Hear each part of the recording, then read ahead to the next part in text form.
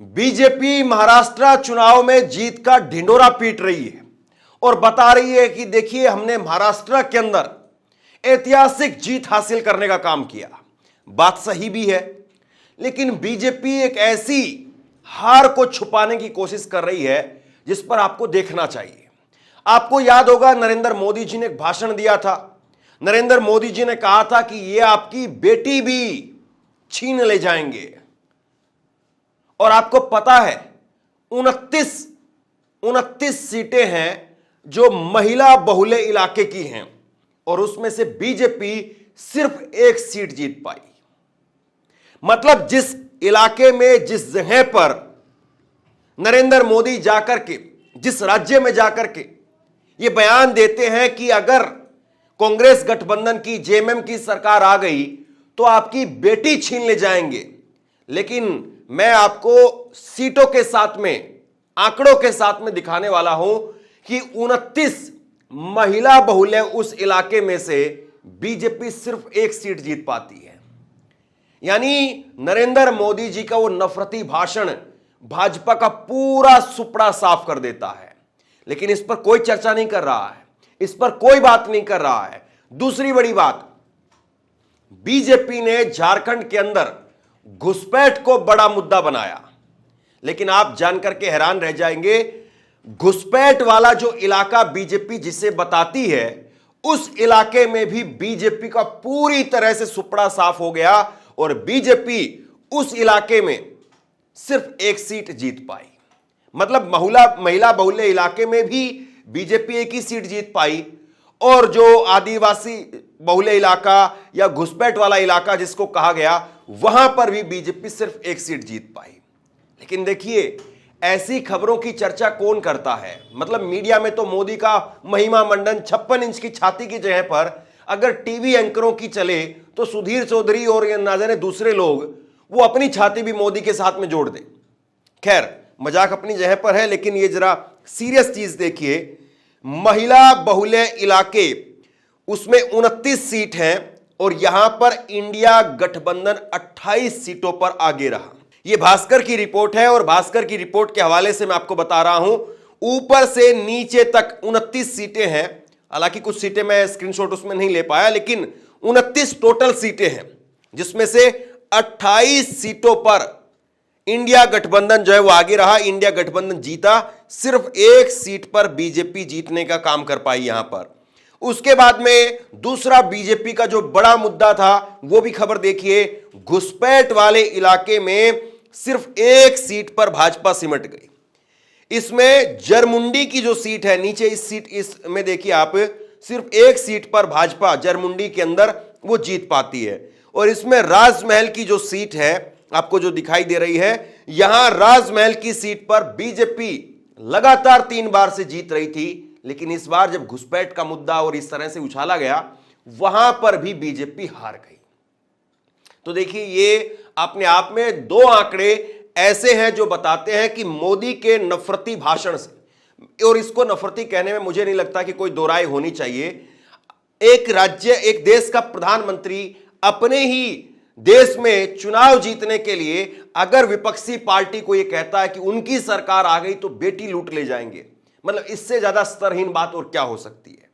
मुझे नहीं लगता कि कोई भी सभ्य समाज इस बात को स्वीकार करेगा कि देश का प्रधानमंत्री एक राज्य के चुनाव को जीतने के लिए कह रहा है कि अगर उनकी सरकार आ गई, मतलब अपने ही राज्य में, अपने ही देश में दूसरे लोगों की अगर सरकार आ गई, वो खुद के देश के ही नागरिक हैं। कोई ऐसा नहीं कि भारत और पाकिस्तान का चुनाव हो रहा था, भारत बांग्लादेश के साथ में था, भारत श्रीलंका के साथ में था।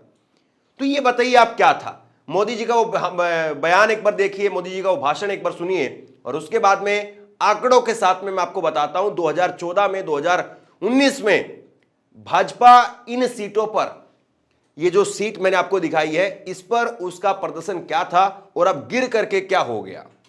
जब बेटियों के साथ शादी के नाम पर छल कपट होने लगे तो पता चलता है कि पानी सिर के ऊपर से गुजरने लगा है। जब घुसपैठ का मामला कोर्ट में जाए और प्रशासन इससे इनकार करे तो पता चलता है कि सरकारी तंत्र में ही घुसपैठ हो चुकी है।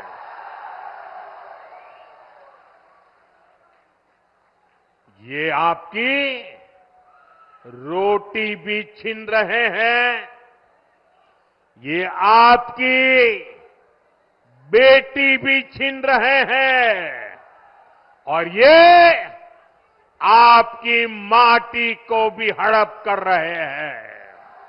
देखिए, बीजेपी की जो ये सोच है या बीजेपी की जो ये बात नरेंद्र मोदी ने जो भी नारा दिया या उनसे जो नारा दिलवाया गया, वो अपने आप में पूरी तरह से यहां पर खारिज हो गया।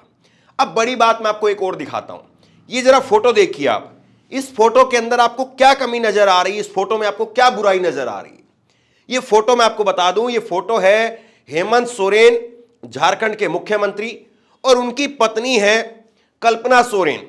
कल्पना सोरेन जो है वो अपने आप में एक ऐसी हस्ती है जो राजनीति में ना होते हुए भी काफी जो है वो इंटेलिजेंट भी हैं और यूं कहें कि काफी जो है वो पॉपुलर भी हैं। वो मोटिवेशनल स्पीकर भी थी राजनीति में आने से पहले।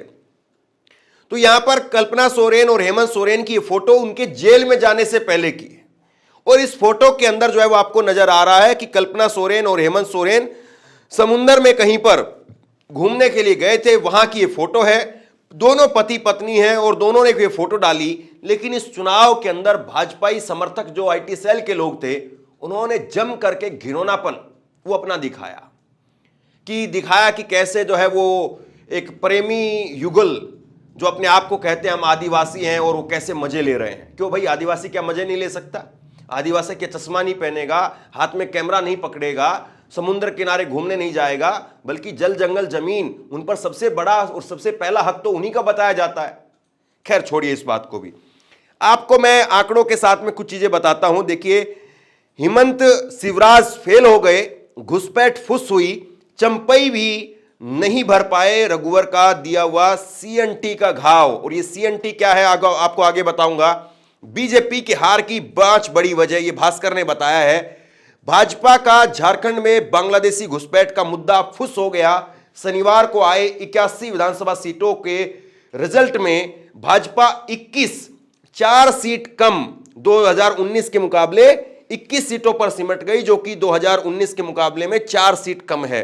भाजपा की हार की सबसे बड़ी एक वजह है एक बार फिर से आदिवासी सीटों पर।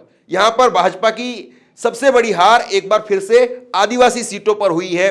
28 सीटें हैं राज्य के अंदर, आदिवासी रिजर्व सीटें हैं, वहां पर पार्टी सिर्फ एक सीट सरायकेला, ये सरायकेला सीट भी भाजपा की अपनी नहीं है, ये चंपई सोरेन की सीट है। चंपई सोरेन जो कि जेएमएम से आए थे इस तरफ। 2019 में भी पार्टी सिर्फ 2 ही सीट जीत पाई थी। हालांकि तब ना एनडीए था, ना आजसूसी थी और ना बाबूलाल मरांडी थे। चुनावी आंकड़े बताते हैं कि आदिवासी का भरोसा भाजपा पर अभी तक नहीं लौट पाया और वह अब भी रघुवर दास के सीएनटी एक्ट में बदलाव की कोशिशों को नहीं भूल पाए हैं। यह घाव चंपई सोरेन के भाजपा में आने से भी नहीं भरा। बात को समझिए जरा आसान भाषा में क्या मामला है। देखिए, आदिवासी बहुल्य जो इलाके हैं वहां पर 28 सीटें हैं और भाजपा सिर्फ 1 सीट जीत पाई।